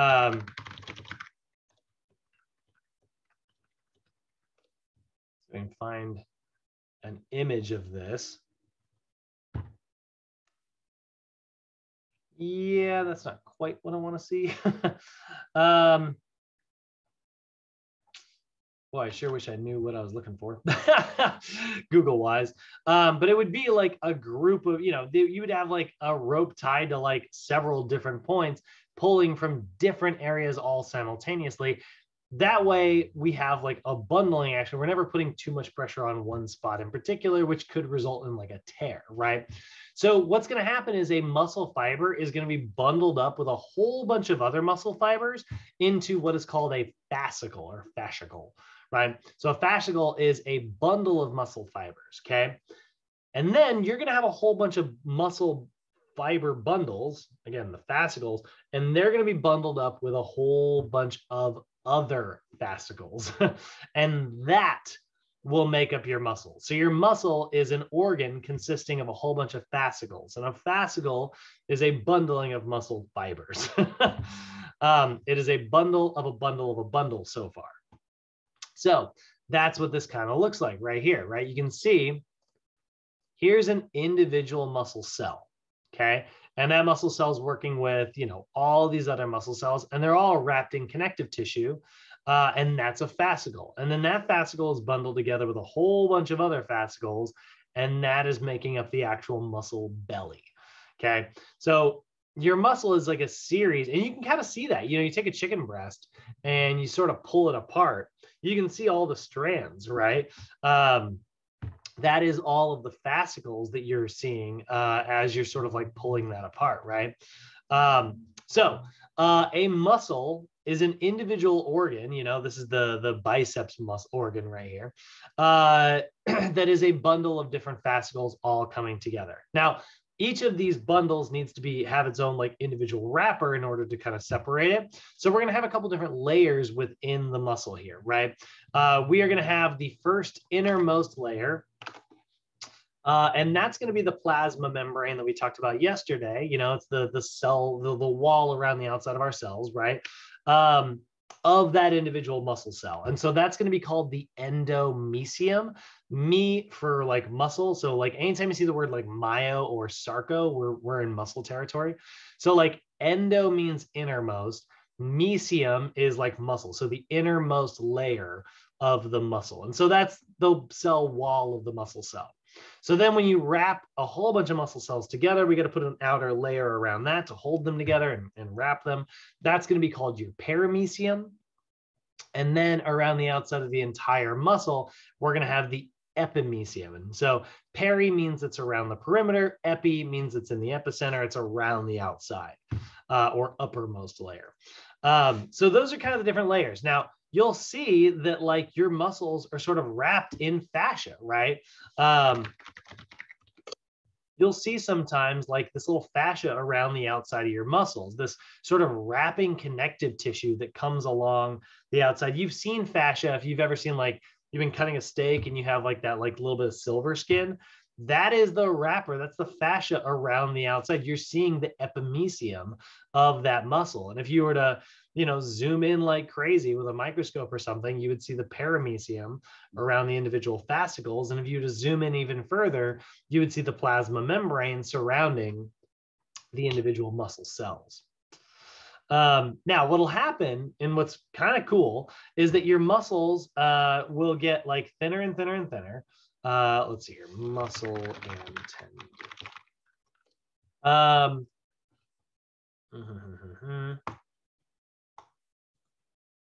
You'll see more and more and more connective tissue towards the end of the muscle here, and there will be extra collagen and extra proteins and things like that, and it'll start to get way, way, way, way stiffer and have way less contractile proteins.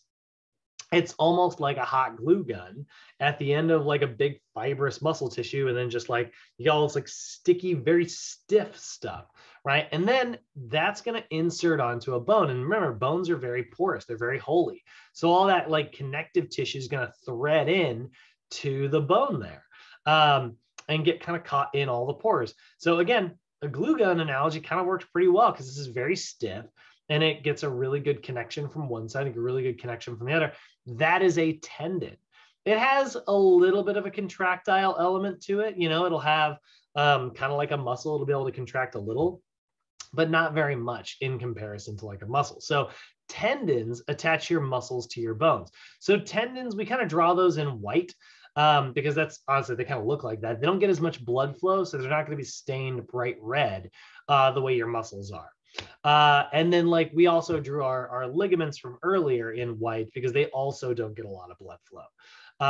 So ligaments and tendons, whenever we're looking at those in the anatomy, it's like, look at the knee here, for instance. You can see like these little white sections here. That's a tendon. It's attaching a muscle to a bone, but behind it, you see this like little ligament right here. And then, you know, that is a ligament attaching bone to bone. They look very similar when we are drawing them in anatomy books and stuff, but make sure you are keeping them straight in your head, guys. A ligament attaches bone to bone, and tendons attach muscles to bones, but they are both, you know, tense connective tissue. So those are all the sort of individual working pieces. Now, when we talk about like our muscular system, and I know we haven't talked about the nervous system just yet, but we have to mention our nervous system, right? We have to mention how our nervous system is going to control our muscular system. So what we're going to have is what's called a motor unit. A motor unit is a neuron, and all of the individual muscle fibers, those are individual muscle cells that neuron stimulates. So if we look here at like a motor unit in like a GIF, right? What we'll see is like, this is a nerve, right? We're seeing the nerve here, and it's going to branch out with an individual neuron, and it's going to zap this 1, 2, 3, 4 muscle fibers. So those are 4 individual muscle cells. So you'll have thousands of motor units working to contract like actual full-on like large muscles, depending on like how many motor units you are recruiting all at once. So the more motor units you recruit, the more muscle fibers you're going to recruit, you know? So large motor units are used for like squatting and bicep curls and chest presses and all the big movements that you make every day. And small motor units are going to control like the movements of your eyeballs and things like that. These little tiny muscles that are doing just a little bit, right? So a motor unit is one neuron, and then all the fingers branching out from that neuron, zapping all of the individual muscle fibers simultaneously, causing them to get stimulated and contract. Now, there is like a connection there. You know, there is actually a connection between a neuron and like a muscle fiber, and that's called the neuromuscular junction. And it's this like little gap, you know, it's this little gap in the muscle cell that is very small, that allows like the neuron's head to kind of come in and sit, right? So it's this little gap here, and you'll notice these little like pink dots. Those are actually what we call like a neurotransmitter. They're little chemicals that the way the neuron zaps the muscle fiber is it basically spits out those little chemicals, and they diffuse across the gap and bind to the muscle cell. So you can actually see they're going to create like this binding action here. When that happens, when they're all bound, what's going to occur is electricity is then going to run throughout the muscle cell. And when that happens, the muscle contracts. So the neuromuscular junction is where like a neuron will innervate a muscle fiber, at the point at which your nervous system interacts with your muscular system.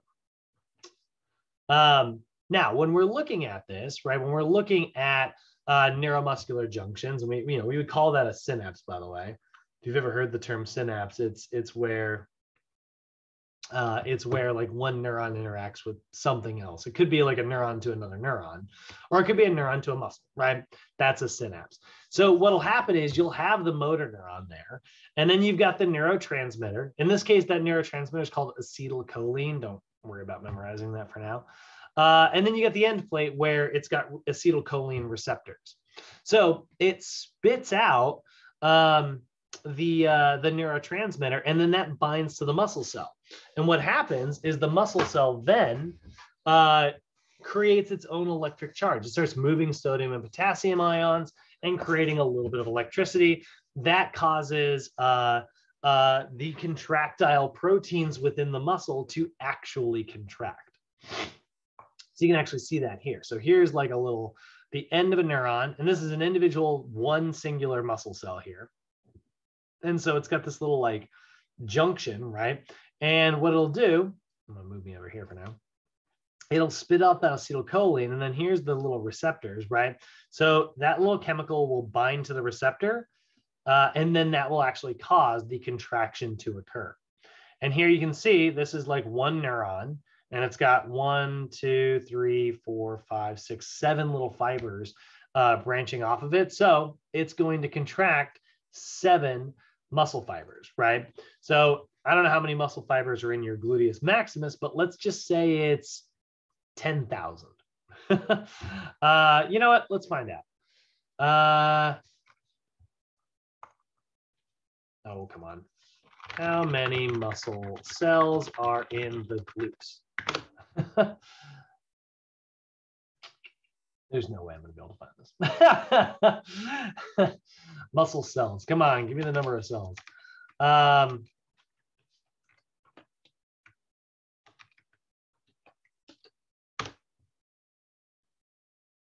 Nope. Let's just say for the sake of argument, it's like 10,000, right?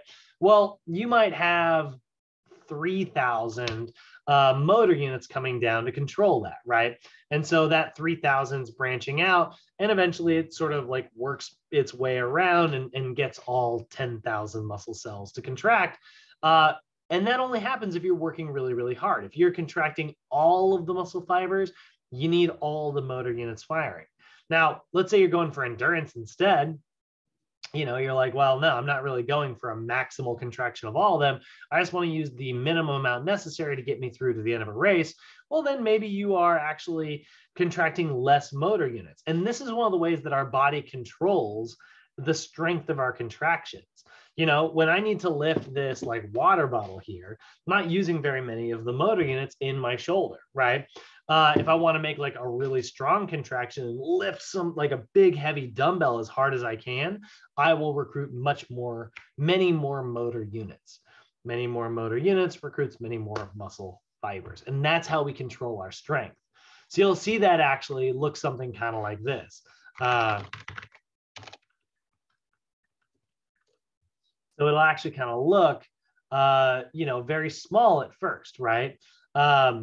You might contract like one neuron that controls 3 fibers for like a really light squat. Maybe we'll call that 135 pounds there.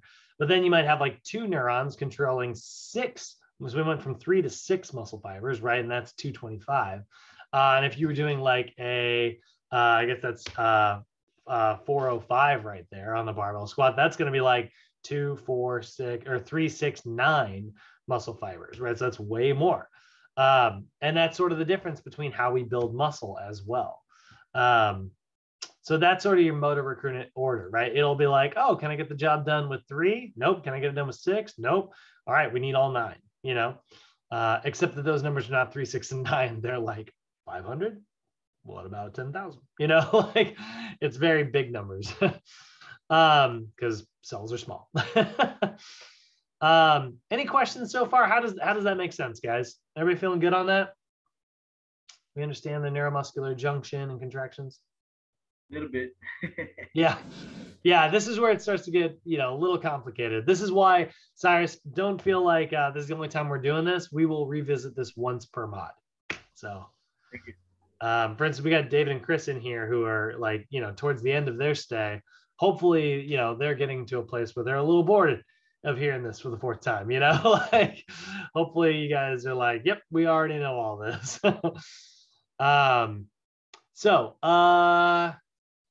Let's take a look at the very inner working. So remember I said muscle cells are going to look unique. They've got this unique stuff inside of them. Well, that unique stuff is going to be these contractile proteins, okay? So you're going to have these little areas within your muscle cells where there's these special little proteins that are going to overlap on one another. That area is what is known as the sarcomere. Again, sarco means flesh. And so we're usually talking about muscle. So it's the functional unit of the muscular system. This is where contractions actually take place. So I'm not showing you, when you look at this picture, this is not an individual muscle cell. This is actually going to be the inner workings of a muscle cell. So this is actually maybe, let's say 1/3 of a muscle cell, right? So it would actually travel all the way down here and travel down here. And it would have, like I said, all the regular working parts. It's going to have some nuclei and all the other stuff in there, right? But let's really zoom in here because we want to see, right? You'll notice when you look at a muscle cell's little like fibers here, it's got these little overlapping sections, right? Like this overlaps with this, overlaps with that, right? And that is what is known as like your myofilaments, right? So there are these little rods that run end to end in your muscle cell, right? So if I had an individual muscle cell and it looked like this, right? Let's say that's the entire, you know, muscle cell there. Well, I would have these little like zigzagging sections that kind of separate out my muscle cell, right? And the reason that I have these little zigzagging sections is because there's these big long proteins that are running in sort of a zigzag pattern. And that creates stability within these. Oh, I didn't draw the right number. Oh, yeah, I did.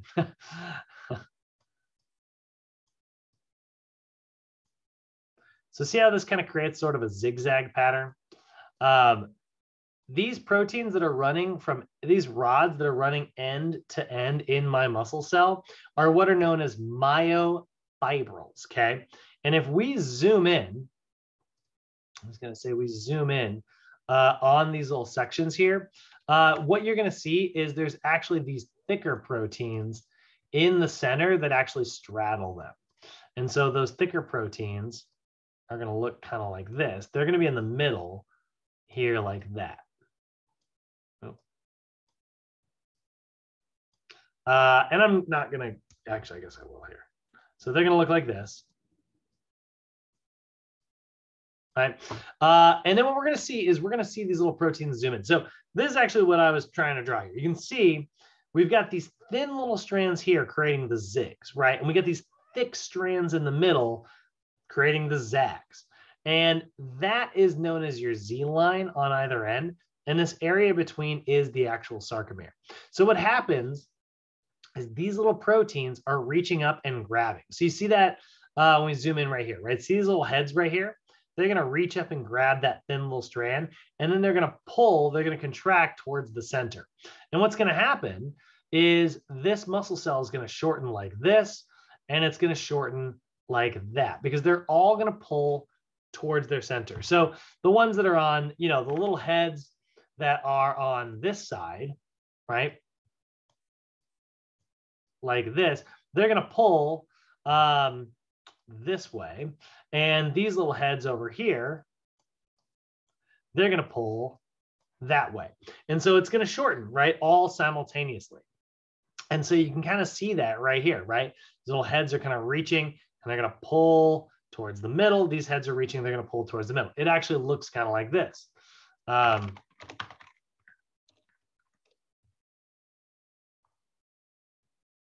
it creates this sliding action, right?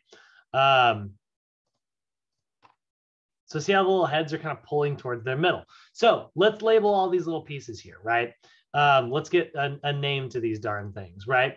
So your myofilaments are what these two things are. These are the two different myofilaments that you've got, right? You get the little red strand here, you get the little yellow strand here with the heads on it, right? The red strand is thin and the yellow strand is really thick, right? you kind of see that if we look at it in this version here, right? There's a really thick middle section and there's a really thin outer section. The thin outer section has all these little heads on it that the thick section wants to bind to. So the thin filament, the red filament here that's getting pulled towards the middle, that's called actin. Actin has these little binding sites that the thick filament wants to bind to. And the thick filament is called myosin.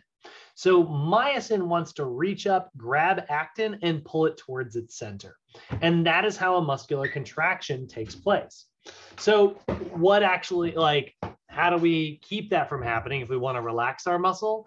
Well, living on the actin strand, you've actually got, oh, there we go. That's also, does this animate? Does that animate? Yeah, there we go. So you can see like all of these filaments kind of doing, myofilaments doing this like simultaneously.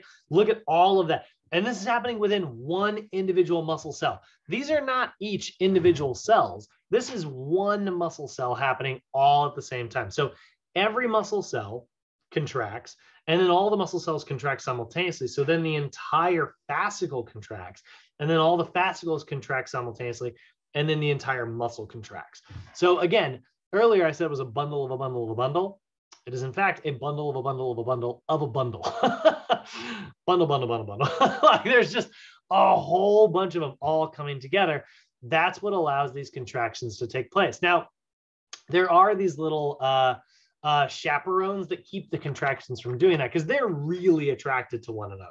They want to bind and slide all the time. And so what we have is we have what is called troponin and tropomyosin. And their job is to like block those binding sites. Their job is to live on the strand to keep it from happening. But what they'll do is they'll move out of the way when your body tells it to. So like, see how like the little red dots on the little circles here? Those are the binding sites, right? So what happens is they move out of the way when a contraction is. So there's the myosin heads, right? There's little heads. They're going to reach up and they're like, oh, great, the binding sites are exposed. And they're going to grab and they're going to pull and it's going to happen, right? But these little like proteins here, this little strand, the troponin and the tropomyosin, they're in the way when we don't want the contraction to take place. When we want the muscle to relax, we put these little chaperones in the way. And when we want to contract, we move the chaperones out of the way. So that action there where the sliding occurs is called the sliding filament action, or sometimes people call it the sliding filament theory. And it's where myosin reaches up and grabs actin's binding sites whenever troponin and tropomyosin get the heck out of the way. So you can think of the analogy that I always like to use that is also used in a crash course video that I like to show is that actin and myosin are two teenagers at like a high school dance. And they want nothing more than to get all up in each other's business. But there are all the teachers that are chaperoning like 6 inches apart, you know, like keeping that from happening. But then something happens, they get distracted, the chaperones are out of the way, and then all of a sudden the binding occurs. So that's actin and myosin there, right? This process, this sliding action that we are describing, we call it the sliding filament model, the sliding filament theory, the sliding filament action, right? And it describes how myosin with the heads binds to actin to create a contraction. So it's going to use stored energy to allow that to happen. And it's going to pull every sarcomere towards its center. And every muscle cell is going to have a whole bunch of little sarcomeres in it. And meanwhile, all that happens everywhere. And then the entire thing contracts. So there's troponin and tropomyosin blocking the binding sites. There, they get out of the way and the contraction occurs. So you know what actually moves the chaperones? You know what distracts them? You know what buys them off or, you know, bribes them and gets them out of the way? You know what does that? Calcium. Which seems very weird. You wouldn't think calcium would be so important for muscle contractions, but it's actually fully responsible for it. You flush calcium into a muscle cell and that muscle cell will contract because the proteins that block the binding sites will move out of the way because they're so attracted to calcium. So calcium drags them out of the way and then binding occurs. This is part of the reason why when people die, they get what's called rigor mortis. You know, like a dead body's like, they're always like stuck in one position. It's because their muscles are contracting nothing is getting calcium out of there anymore. Calcium got flushed into the area and then it stayed there. So the muscle's contracted and those bindings, they have no reason to like let go because there's still like the chaperones in the way, out of the way. That's why you call like a dead body, you call them stiff. So all of that is going to occur and create these muscular contractions, right? We're going to flush calcium into the area. Our nervous system is what tells that to happen, right? So the neuromuscular junction will zap the muscle. The muscle will flush all of its calcium into the area. Chaperones will move out of the way. A bind will occur and a contraction will happen. Whew. You would not think that that would be so important, but they do love to test you on this on your NASM exam, because if you understand that, you'll understand how to pick the right sets and reps. And let me explain why those two things are connected. So remember, we talked about how all of this is under the control of the nervous system, right? Well, if I'm trying to develop strength, then what I need to do is I need to get really good at my nervous system flushing calcium into my muscles, which means I need to train my body how to recruit the most motor units possible. How do I do that? I lift really heavy, right? As long as I lift really heavy, my brain's going to go, wow, we need all the motor units on deck, and it'll flush all of them. That's how I get a strong contraction. Now, if I were going for size, let's say I want to get bigger, right? Well, then I'm going to train to damage the proteins in my muscles so that my body makes more proteins. So we'll actually make the muscle cell larger so that it'll be more resistant to damage in the future, which means I need to produce maximum lactic acid, right? And that's how I get bigger. And if I want endurance, I need to store up plenty of calcium and I need to be able to create energy on the go very consistently, which means I need to do a high number of repetitions in order to like train for that. I need to limit my rest periods.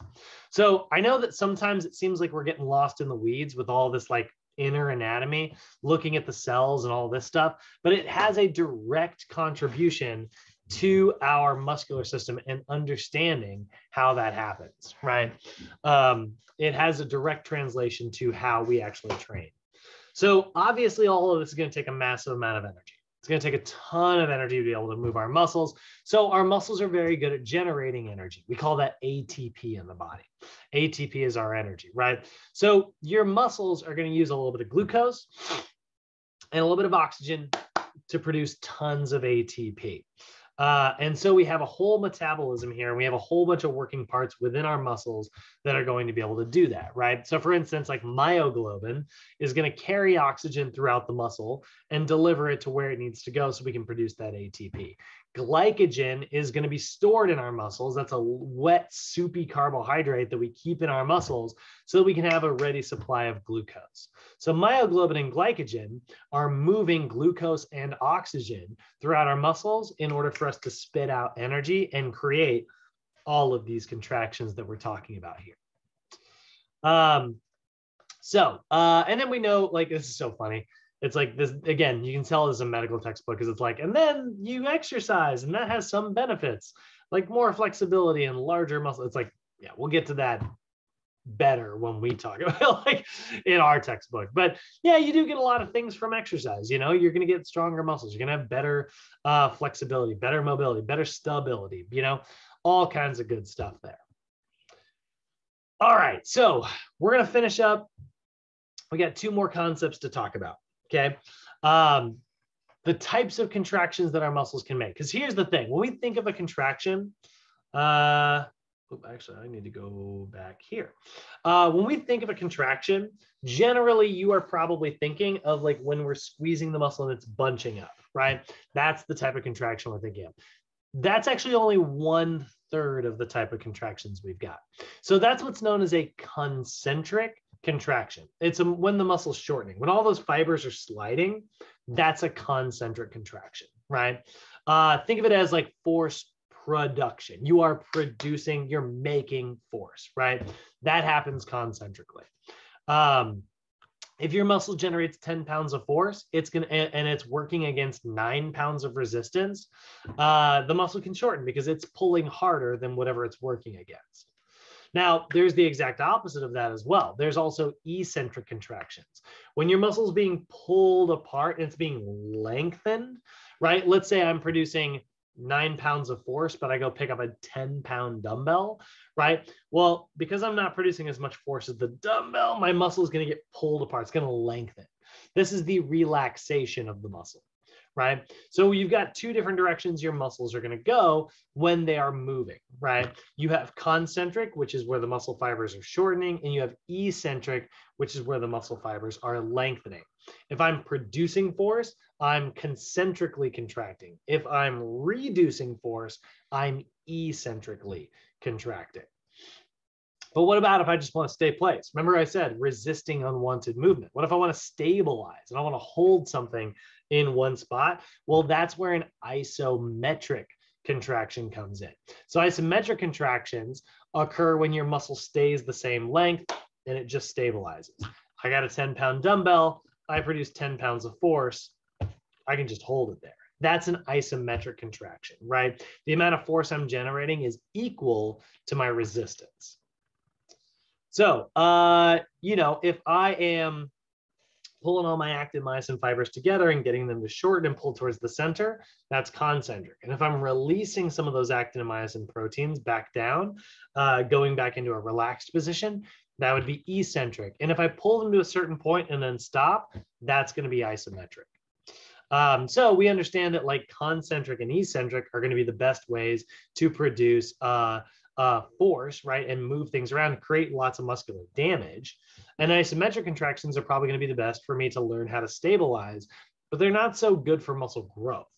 You know, I need to like pull the proteins apart and damage them to create growth, which is why we put more emphasis on concentric and eccentric motion. We do reps, right? Not that stabilizing isn't good. If I would need to learn how to like stabilize a muscle, I need to hold it in place. That's where things like planks, you know, high planks, low planks, V-sits, bird dogs, side planks, anything where I'm holding and bridging. You'll notice a lot of those are very core-based exercises. Yeah, that's because we need to stabilize our core. Again, we want to resist unwanted movement, especially in the spine. So, like I said, there's also tendons. Again, tendons are going to attach your muscles to your bones. You're going to have 2 tendons for every muscle, one at the muscle's origin. That is the part of the muscle that's on the more fixed part of the skeleton. It's where the muscle starts. And then you'll have the insertion where it's moving to the more movable part of your skeleton, right? And so that is, that's where your tendons are going to connect. So we look at this here, right? The shoulder is much more fixed than the elbow. The elbow does a lot more movement down here, whereas like this is nice and stable, at least in the section where the biceps are starting. So you'll have 2 tendons there. That's why it's called the biceps. There's 2 of them. And those are the origins of the biceps muscle. And then it goes down and inserts over here where there's a lot of movement. That's the insertion. So tendon, and then muscle. And all the contraction is going to take place in the middle there. Now, last thing, final thing of the day, right? Looking at how your muscles work. So here's one thing to remember about your muscles. Your muscles can only pull and relax. They can't push in the opposite direction. Now that seems confusing because I'm literally going to do push-ups today, right? It's like, you know, we are doing push actions, right? So you would think it's like, what do you mean my muscles can only pull? Well, looking at the cells, looking at the sarcomeres, the only thing they can do is they can grab and pull so the muscle shortens, and then it can relax back to full length, but it can't push in the opposite direction. So if that's the case, how the heck do I get from one position back to another, right? Like if I could only pull, I'd pull here and I'd be stuck this way for the rest of my life, right? Or I could relax, but then it would just be like limply fall every time, right? Well, that is where our antagonist relationship comes in. Every muscle you've got has an exact opposite muscle. Every muscle in the body has an antagonist. Every superhero has a supervillain, you know, has a mortal enemy. You know, Superman's got Lex Luthor, Batman's got the Joker, Captain America's got Red Skull. You know, they've all got their antagonist. Relevant right now, Spider-Man, Green Goblin. You know, I could keep going. You've got every muscle has an antagonist that goes in the exact opposite direction. Now, the thing that gets confusing about that, with the analogy that I just used, every muscle can be an agonist and every muscle can be an antagonist. So an agonist is when a muscle is the main muscle responsible for whatever particular movement we're describing. Earlier, we were talking about squats, right? So we were saying it's hip extension. My gluteus maximus is the primary muscle responsible for hip extension. So my gluteus maximus is the agonist, right? It's the prime mover for a particular movement. We look at a push-up, right? Your pectoralis major is the prime mover for that push-up. This is kind of like Batman in our analogy, right? Batman's the main character there, right? Now the antagonist is the exact opposite. So during the squat, my hip flexors, as I was descending into a squat, right, they were active. But as I came out of the squat, my hip flexors needed to relax, right? They are an antagonist. Their job is to let go while the other muscle is pulling, right? So an antagonist is exactly moving in the opposite direction. So if my bicep goes this way, my tricep goes this way. The biceps and the triceps are antagonists, right? This is the agonist for a bicep curl, and this is the antagonist for a bicep curl. But if I were doing a tricep extension, my tricep is the agonist and my bicep is now the antagonist. Again, every muscle can be an agonist and every muscle can be an antagonist, right? It just depends on like what motion you are referring to. So you want to think of it as like the opposite of your agonist. You think of it as like the Joker to Batman. Now, there are some helper muscles that come in and assist, right? Those helper muscles, we call those synergists, right? So for instance, when I was doing my squats, right, my glute was doing most of the work, but my quadriceps were also helping, right? And so that's a synergist muscle. So muscles that are assisting your prime mover during a movement, right? So again, we go back to our push-up, right? My chest, my pectoralis major was the agonist during a push-up, and my posterior deltoid, my rhomboids, those were antagonists, right? Meanwhile, my deltoid, particularly the anterior deltoid, is assisting with the pushing action. So it is a synergist. It's like Robin, right? Robin helps Batman. And then meanwhile, we've got all kinds of stabilizers in the body as well. They are stabilizing during certain movements. So during the push-up, right, the rotator cuff is going to stabilize and hold the shoulder joint in the correct position there, right? Or if we think of like during a squat, right, my core muscles, my entire like core musculature in my abdomen are going to stabilize my spine and hold it in place, right? So that is, you know, Alfred, right? Alfred the butler is responsible for the emotional stability of Batman and Robin when they have to beat all these horrible criminals. So, so that is, you know, sort of what we're going to see there, right? Certain muscles are in charge at certain times. They can only pull. So we got the main muscle, that's the agonist. We got the antagonist, which is the opposite. We got the synergist, which is helping the main muscle. And we've got stabilizers, right? So that is sort of how your muscles are working. So putting everything we talked about today together, we got your skeletal system, which is giving us a bunch of levers, right? And then the joints are going to be able to be manipulated. You know, that's going to allow those levers to manipulate in different angles. And then we've got our muscles, which are applying force to move those levers around those like little anchor points. So for instance, your elbow, your muscle contracts this way, and it causes this hinging action to occur here, right? Your calf contracts this way, and it drags your heel upwards, right? Creating that motion there, right? In your neck, the muscles in the back would pull this way, and it would manipulate the bones. And that's about it. Now, I do, you know, there are some other, there's some junk slides here at the end. Here's like, you know, of very simple labeling. If you guys want to pay attention to this and start working on memorizing some of this anatomy, these two pictures here can be very helpful. You know, you get your pectoralis major, you've got your serratus anterior, your biceps brachii. These are all muscles that you're probably going to want to get pretty darn familiar with as early as possible. We will definitely be going over these in our actual kinesiology specific class and in our assessments class. But if you want to get kind of familiar with them, this is a really good picture to kind of just like start memorizing, right? And so here are some general shoulder, you know, muscle groups. I don't think this is actually that helpful, but when we talk about like the shoulder, you got your trapezius, lats, pecs, serratus anterior, and deltoid. Talk about your elbow and your forearm and your hand. You get your biceps brachii, your brachialis, brachioradialis. So there's going to be a bunch of labeling here that's going to kind of break this down. But honestly, for our anatomy and physiology class, this isn't the main focus that I want you guys to pay attention to. I'd much rather you get the idea of like how all this anatomy comes together, because we'll be teaching you guys these specific muscles and what they do later on in our kinesiology class. But if you do want to play kind of a fun game, a little bit of a study aid here, you can Google this little flash game that's on the internet called Poke Muscle. And it's a little game that allows you to kind of practice and memorize your anatomy. If you are having a little bit of trouble getting all the names of these muscles down, you can play this game here, and it's almost got all of them that are in your book.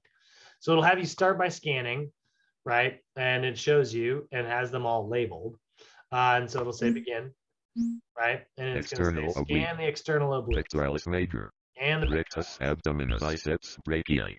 Gastrocnemius. Adductors. So it's going to quadriceps, deltoid, all biceps, brachii, deltoid, quadriceps, and it does them pectoralis major, gastrocnemius, rectus abdominis, adductors, external oblique, deltoid, gastrocnemius, external oblique, quadriceps, biceps, brachii, rectus abdominis, major, adductors. Come on. Okay, so now what you'll do is it'll actually have you poke the, you know, that was like highlighted and you can see them all, but then it'll have you actually just like poke them without having the sort of x-ray vision. Biceps brachii, now rectus abdominis, pectoralis major, external oblique, gastrocnemius, without adductors, actually helping me. Deltoid, quadriceps, pectoralis major, gastrocnemius, biceps brachii, rectus abdominis, external oblique, adductors, deltoid, external oblique, rectus abdominis, brachii. Anyway, this has been around forever. If you guys want to play this, Google Poke a Muscle. It'll take you through an anterior view, and then it gets like very complicated down towards the bottom, right? When you get down here, it starts to get a little bit more specific about some of the muscles that you might not be as familiar with, you know, that are a little bit less commonly talked about, but that, you know, we kind of talk about a lot. And that's about it, guys. That's really all I got for you today. How's everybody feeling? Cyrus, how's your brain? I don't know. Shoved in, full? Flowing, I guess. Yeah, it's a lot in the beginning. Trust me, it really does. Like, it feels pretty heavy, but it's all going to come around. And we'll start to really make a lot of sense out of it. Everybody in this call right now has been through that first, like, you know, feeling. All right, guys, let me kill the recording here.